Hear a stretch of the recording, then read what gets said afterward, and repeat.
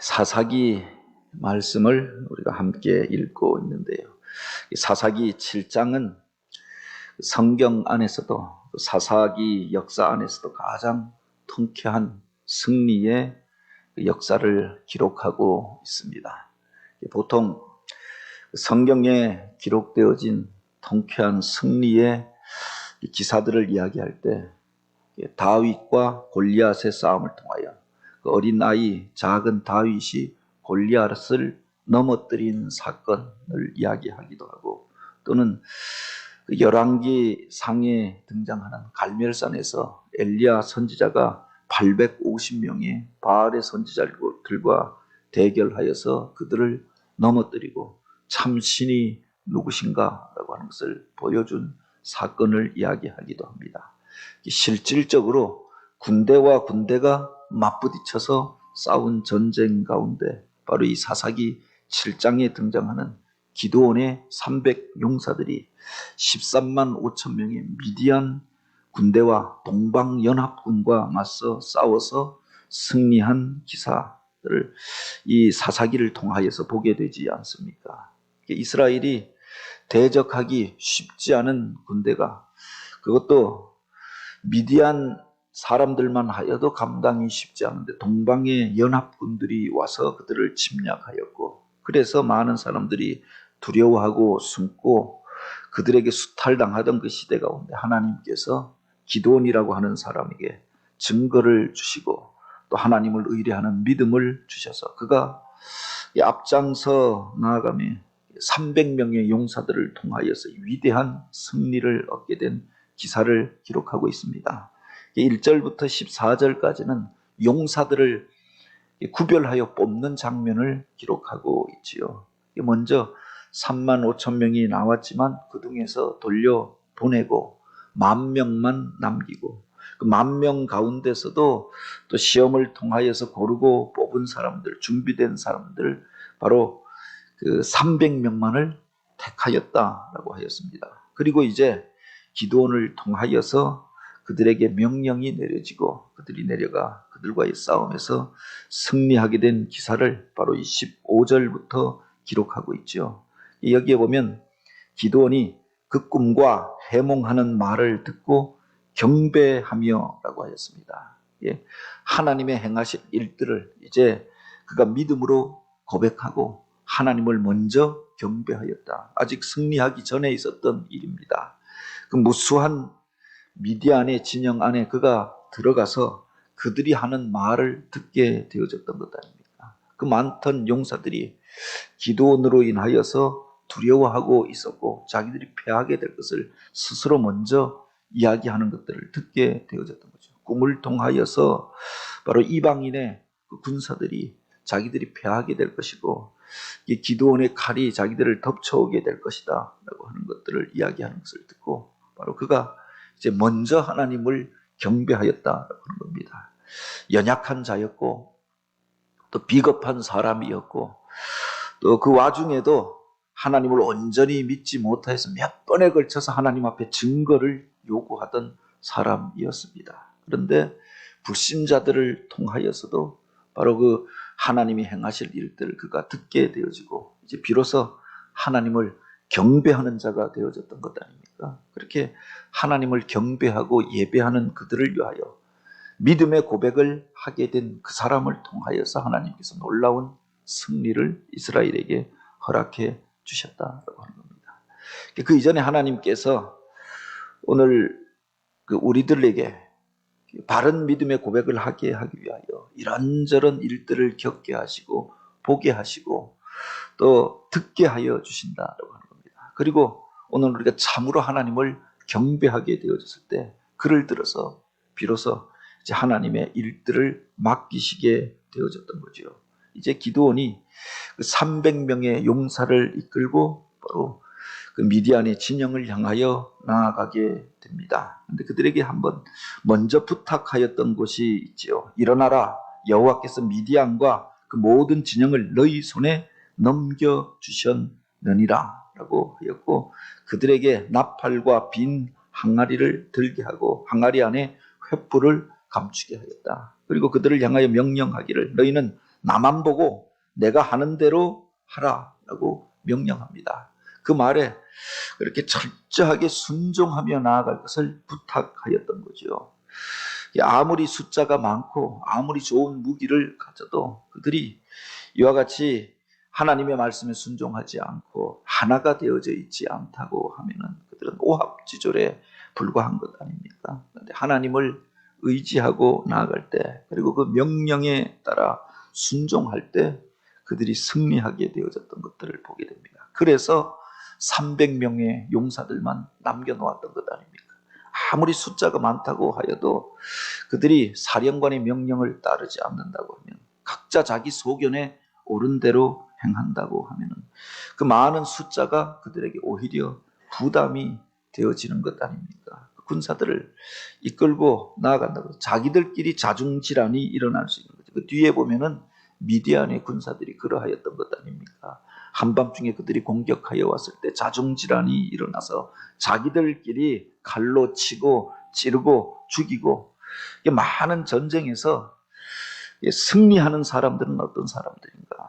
하나가 되어져 있는 사람들, 적들에도 그렇게 그 한 사람과 또 하나와 같이 움직였던 그들이 결국은 승리하게 되어졌다. 그래서 바로 그 많은 사람들을 돌려보내고 또 10,000명이 남았지만 그들 가운데서도 이와 같이 주의를 기울이고 주목하고 또 그렇게 그 한 명령 앞에 순종하지 못하는 그 사람들은 돌려보내고 300명의 용사를 통하여서 바로 그 놀라운 승리를 얻게 되어졌던 거죠. 세상의 싸움도 그러하고 또 믿음의 공동체도 그러한 것들을 보게 됩니다. 숫자가 많다고 하여서 그들이 위대한 일들을 행하는 것이 아니라 작은 교회이지만 소수의 사람들이지만 그렇게 준비된 사람들, 그리고 하나님의 말씀 앞에 깨어있는 사람들, 그리고 하나님의 뜻이 분명하다라고 하면 순종하는 그들을 통해서 세상을 뒤흔드는 일들이 일어나게 되어지는 거죠. 예수님의 12 제자, 그 중에서도 가룟 유다는 이탈하였고 11명의 제자를 통하여서 또 120명의 그 문도들을 통하여서 예루살렘을 격동하는 일들이 일어나게 되어지고 거대한 로마 제국을 뒤집어 엎는 일들이 일어나게 되어졌던 것 아닙니까? 물론 그들이 애초부터 그렇게 대단한 믿음의 사람들이었고 헌신된 사람들은 아니었습니다. 훈련받고 준비되어지고 또 한 영으로 그들이 하나가 되어졌을 때 그들을 통해서 놀라운 부흥이 일어나게 되어졌던 거죠. 오늘 본문에 보면은 그 300명의 용사들이 이제 미디안의 그 대군과 맞서 싸우면서 가지고 나아갔던 그 무기를 우리가 주목해 볼 필요가 있습니다. 300명을 세대로 나누어 각 손에 나팔과 빈 항아리를 들리고 항아리 안에 횃불을 감추게 하고 갔다라고 하였습니다. 무슨 칼로 무장하고 창을 들고 화살을 전통에 가득히 채워서 나아갔다. 또 지금으로 말하면은 그렇게 엄청난 화약을 준비하고 최신의 무기로 그렇게 무장하고 그렇게 나아갔던 것이 아니라 당시로 봐도 허술한 것들을 가지고 갔던 것 아닙니까? 상대방은 철제 무기들을 가지고 철병거를 가진 그런 군사들이었습니다. 그런데 그들은 가지고 나아가는 것이 항아리를 들고 갔고 그 안에 횃불을 숨기고 갔다라고 하는 겁니다.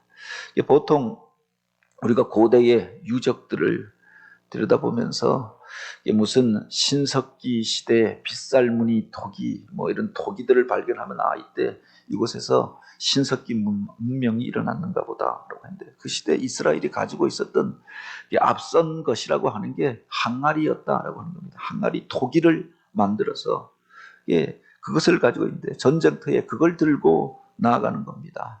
그래도 문명이 발달했다고 하는 것이 사람들이 불을 발견하게 된 것이다. 그 불을 항아리 안에 감추고 나아가게 되었던 거죠. 이걸 가지고 무슨 전쟁을 하겠는가? 가장 연약한 것을 상징할 때 보통 우리가 그렇게 그 항아리를 이야기하고 질그릇을 이야기하는 것, 흙으로 만들어 놓은 그 항아리, 그것들을 들고 나아가게 되었다고 하는 겁니다. 인생의 약함에 대하여 이야기할 때 우리 인생을 질그릇과 같은 인생이라고 이야기하는 것 아닙니까? 무슨 대단한 광택이나 모양도 없고 그렇게 잠시 부주의하면 땅에 떨어지면 깨어져 버리는 것이 바로 이 질그릇이고 항아리가 아닙니까? 그것을 전쟁의 무기로 들고 갔다. 그러나 소중한 것은 그 질그릇이 그렇게 의미가 있는 것은 그곳에 무엇이 담겨져 있느냐에 따라서 그 그릇의 가치가 달라지게 되는 거거든요. 그 항아리의 가치가 달라지게 되는 거죠. 그 항아리 안에 횃불을 감추고 갔다라고 하는 겁니다. 숨겨진 빛이 그 속에 있었던 거지요. 그리고 그 빛이 드러나게 되어졌을 때 대적들이 혼비백산하게 되어졌던 것 아닙니까? 세상이 캄캄한 암흑이었고 이경초라고 하였습니다. 12시가 넘지 않은 그 자정이 가까워지는 그 시간, 캄캄한 어둠으로 가득하였던 그때 그들이 이제 이 항아리를 열고 그것을 깨뜨리면서 횃불을 지켜들게 되어집니다. 어둠이 깊을수록 빛이 더 강렬하게 드러나게 되어지는 것 아닙니까? 그들이 그들 속에 숨겨졌던 빛을 드러낼 때 어둠에 속하여 있었던 자들, 잠자던 자들이 혼비백산하여서 일어나게 되어졌던 거죠. 어두운 세상을 밝힐 때 하나님의 역사가 나타나게 되어졌던 것 아닙니까? 하나님께서 오늘 우리들 가운데 그렇게 허락하여 주신 빛이 있고 또 너희가 이 세상 가운데서 빛을 발하라 라고 이제 상징적인 모습이 이곳에서 드러나는 것 아닙니까? 그 항아리를 깨뜨리고 감추고 왔던 항아리를 깨뜨리고 빛을 드러낼 때 그들이 놀라게 되어지죠. 그리고 일거에 그들이 가지고 왔던 나팔을 불게 되었다라고 하는 겁니다. 나팔만 불었던 것이 아니라 그들을 향하여서 여호와를 위하라, 기드온을 위하라라고 함성을 지르며 그들을 향하여 외칠 때 그들이 혼비백산하여서 스스로 자기들끼리 이렇게 일어나서 뛰며 부르짖으며 찌르고 싸우게 되었다는 겁니다. 여호와와 기드온의 칼이다. 그들이 그렇게 외칩니다. 스스로 두려워하면서 자기들끼리 자중질환이 일어나 싸우면서 패하여 가는 그들을 쫓아가면서 전리품을 취하고 남은 자들을 그렇게 붙잡고 사로잡게 되었다라고 하는 거죠. 바로 오늘 우리가 이 영적 싸움에서 승리하는 원리를 이 기드온과 300 용사들을 통하여서도 보게 되는 것 아닙니까? 우리들은 이 질그릇과 같이 연약한 존재이고 세상의 그 거대한 문물과 문화와 또 세상 사람들과 싸워서 이길 만한 그 무기들을 세상의 무기들은 가지고 있지 않지만 질그릇같이 연약한 존재이지만 우리들 속에 숨겨져 있었던 하나님의 빛을 드러나게 되어졌을 때 믿음의 빛을 드러내게 되어졌을 때 그리고 분명한 고백을 가지고 외치고 그렇게 나팔 불며 나아갈 때 저들이 두려워하면서 스스로 패하고 그리고 도저히 감당하지 못하였던 대적들을 이기고 승리하게 되어졌던 거죠. 쫓아가면서 그들의 방백을 사로잡고 대적들을 이기고 그 와중에 그렇게 이 전쟁에 참전하지 아니하였던 사람들까지 납달리와 아셀과 므낫세로부터 부름받은 사람들 에브라임의 사람들까지 나서서 바로 협력함으로 이 위대한 승리를 얻게 되어졌던 겁니다. 오늘 또 우리가 이 영적 싸움으로 가득한 세상 가운데 머물러 살아가지 않습니까? 육신으로 바라보면 세상적인 조건을 보면은 세상을 이길 만한 것들이 우리 안에 없지만 하나님이 우리 가운데 허락해 주셨던 그 소중한 믿음의 불꽃을 우리가 밝히고 나아갈 때 숨겨졌던 그것을 바로 우리가 드러내고 세상 가운데서 빛된 행실들을 우리가 나타내게 되어질 때 세상이 바로 이것으로 인하여 놀라게 되지 않겠습니까? 단지 빛만 드러내고 끝내는 것이 아니라 바로 우리들이 분명한 고백을 가지고 여호와를 위하라 그리고 기드온을 위하라 그러니까 하나님의 사람들 편에 서서 담대하게 외치고 나팔을 분다라고 하는 것은 오늘 우리들 속에 있는 것들을 세상을 향하여 깨우며 외치는 소리를 말하는 것 아닙니까? 그 요한계시록에 보면 나팔이라고 하는 것은 잠자는 자들을 깨우고 또 경고하는 의미가 있지요. 그렇게 우리가 분명한 고백을 가지고 외치고 고백하게 되어졌을 때 그것을 통해서 이 영적 싸움에서 승리하게 될 줄 믿으시기 바랍니다. 그 믿음의 고백을 통하여서 하나님의 일들이 나타나게 되어지는 거죠. 잠잠하게 우리가 잠자고 있으면 아무런 역사도 나타나지 못하고 변화되는 지금 것들은 없을 것입니다. 여전히 미디안이 점령하고 그들로 인하여서 수탈당하고 그 압제 가운데 머물러서 살아갈 수밖에 없었던 것 아닙니까? 그들이 믿음으로 결단하고 그리고 하나님의 말씀에 순종하고 캄캄한 밤을 깨우고 나아가게 되었을 때 그냥 나아갔던 것이 전부가 아니라 그렇게 분명한 고백을 가지고 외치고 나팔을 불 때 저들이 스스로 무너지고 그리고 하나님이 주시는 위대한 승리를 얻었다. 오늘 또 분명한 고백 가운데 빛을 드러내는 삶을 통하여서 영적 싸움에서 승리하고 하나님 손에 붙들려 쓰임받고 하나님의 놀라운 영광을 체험하는 한 날이 되어지길 주님의 이름으로 축복합니다.